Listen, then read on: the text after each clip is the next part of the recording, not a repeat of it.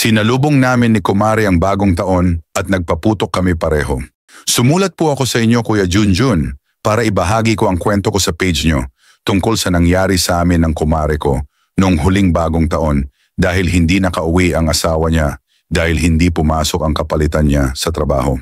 Ako po si Robert, 36 na taong gulang. Galing po akong abroad, siguro mga 1 buwan pa lang ako dito sa Pinas. Dahil wala pa akong asawa, ay nag-decide ako na makiselebrate na lang ako sa kumpare ko kasi kinuha niya akong ninong sa 1 taong gulang na bata niya. Nangako kasi ako sa kanya na sa kanila na lang ako magbabagong taon. Dumating ako sa kanila siguro mga bandang 7:00 ng gabi, pero wala pa doon ang kumpare ko kasi mga 9:00 ng gabi pa daw ang out niya. Pero yun naman talaga ang usapan namin, inagahan ko lang kasi gusto ko din makilala ang asawa niya at makita yung inaanak ko para makatulong na rin ako, baka may aayusin o iihawin sa kanila. Nakakahiya naman kung pupunta lang ako at walang itutulong. Ang pangalan pala ng asawa ng kumpare ko ay Brenda. Mabait si Brenda at maalaga. Kaya rin siguro siya nagustuhan ng kumpare ko, pero higit sa lahat ay mukhang maalaga sa sarili. Kasi pag tiningnan mo siya ay parang hindi nagkaanak. Masama man isipin ay medyo na-attract ako sa kanya. So habang nagluluto si Brenda at nag-iihaw naman ako ng liempo sa labas, ay nag-iinom na kaming dalawa kasi daw para makarami total, wala pa naman yung asawa niya eh. Siya muna ang kainuman ko.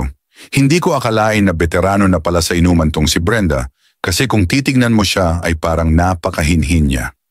Mga 10:00 ng gabi ay nag-message ang kumpare ko na humihingi ng sorry kasi hindi daw siya makakauwi kasi wala pa yung kapalitan niya sa trabaho.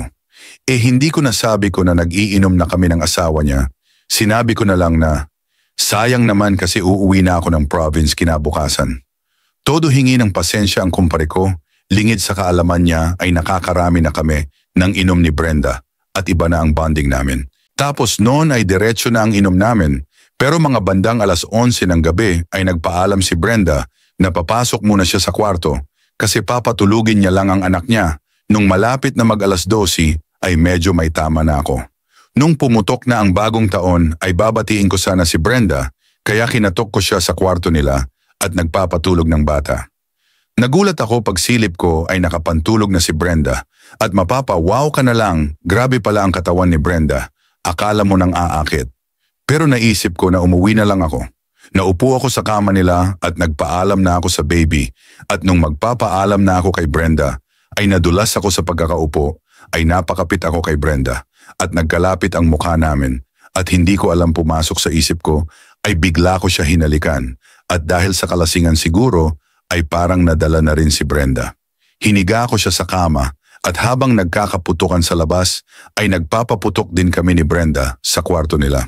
Hindi ko alam kung anong plano nila sa bagong taon mag-asawa pero parang sa akin nilabas ni Brenda ang lahat ng bogli niya sa asawa niya. Talagang Happy New Year talaga ang nangyari sa amin.